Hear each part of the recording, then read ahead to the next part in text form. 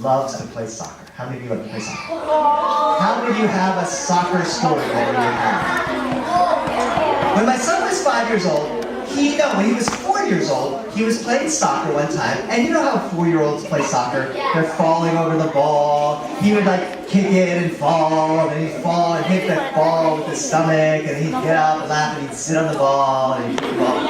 But he was trying to dribble, and he's falling all over the field. The field was mostly grass, a little bit of dirt, and then the field was covered with these little white flowers. And he fell on a flower. And he started crying. He said, "Dad, the flower bit me." And for half a second, I was totally confused. What flower? There's a little tiny... And then I figured it out. What happened? Because I said, "Oh no, honey, the flower doesn't have teeth. It didn't bite you. You got stung by a bee." He said, "Cool." He said, "I'm a member of the Bee Sting Club." When he was about 4 and a half, he started to ride a bicycle. I might have told you this last year. It was a little balance bike that didn't have any pedals. Do you remember this story? So when I was a kid, I learned on a bicycle with training wheels. How many of you learned to ride a bike with training wheels? How many of you know how to ride a skateboard? How many of you know how to ride a scooter? So when I was younger, scooters existed, but we didn't have them. Skateboards. I learned on training wheels. My son didn't have a bike with training wheels. He had a little bike with 2 wheels, no training wheels, and no pedals. So the way he rode it is he just kind of like went like this. But after a while, he learned to push off with one foot, push off with another foot, lift his feet up, and he could roll on 2 wheels. So within 3 days of being on a bike, he was able to balance on the 2 wheels. And so after a while, he would go outside and he would zoom back and forth in front of our house. Now, our house is a little tiny hill, and he was pretty small. He said, "Dad, I want to go down the huge hill." I said, "Okay, honey, be careful." He went down the big hill. Whee! And he kind of walked up and whee! Now, a little bit beyond that hill is an even bigger hill. Not super big, but for sure big for a 4-and-a-half-year-old boy who just learned to balance on 2 wheels. He says, "Dad, I want to go down a mountain." I said, "Okay, honey, be careful." And he gets down, and he goes, and it's pretty fast. Not super fast, but pretty fast. And at the bottom of the hill, it's a little tiny crack in the road. And the wheel went into the crack, and the bike went over. Luckily, he had a helmet on. His helmet hit the ground. He was okay. But I could see that it hurt. And he started crying. I went running down to him, and he's sitting on the ground. He's just sobbing. He said, "Dad, my chin hurts." And I said, "Oh, honey, I could..." And I looked. His chin was covered in blood. I said, "Oh, yeah, honey, you cut your chin and there's blood everywhere." He said, "Blood? I want to see the blood." I said, "You want to see the blood?" He said, "Yeah." I went to a little side view mirror on a car. He looked at it and he said, "I want to show Mommy." We went out to our house. He pounded on the door. My wife opened the door. She said, "What happened?" He said, "Blood." And he said, "I want to show the neighbors." And we knocked on the neighbors and "Look at my blood." I said, "All right, honey, let's go clean up." He goes, "I don't want you to clean it up. I want to leave the blood forever." I said, "Honey, we have to clean up the blood." We cleaned up the blood. And whenever he would fall down on his bike, which was a lot, sometimes he would fall and get hurt, but he wouldn't bleed. And he would totally sob crying. But if he fell and started bleeding, he would go. So whenever he falls, I hope that my son bleeds. Does that make me a bad dad? I don't know.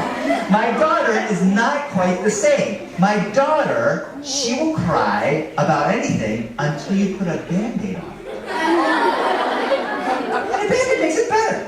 If it's a little tiny scratch, like, she's like, "Ah!" Put a Band-Aid.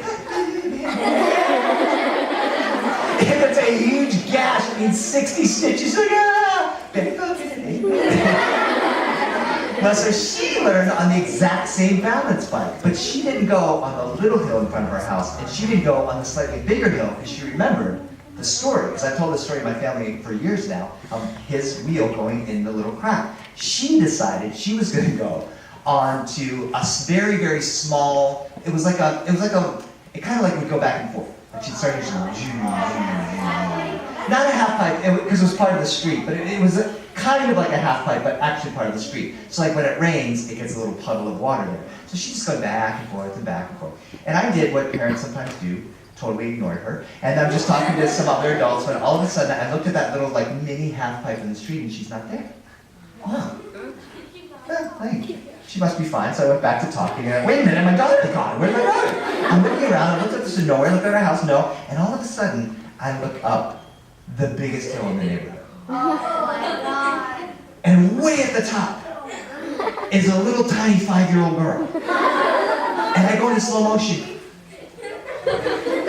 Don't come down this hill. And she was like, come down this hill. No, don't come down this hill. She's like, come down right now. No, she said, I'm gonna go. No. And she comes down. And at first, she's got this huge smile on her face. And you know how the wheels start to shudder because you're going so fast? All of a sudden it's going like this, and her smile goes, and it goes even, and there's no brakes on the bike. It's just 2 wheels, and all of a sudden it's like, she's like, stop me, Dad! I said, and of course, the bike smashes, and again, it didn't happen in slow motion, but it was kind of like slow motion. Next thing I know, she's flying through the air. And I'm like, wow, she looks like Superman. But she just kept flying. And for half a second, she was like, and you can see her looking at the ground. She's like, and the poor kid, she hits the ground, and she doesn't just like bounce, it's like this. And it was a disaster.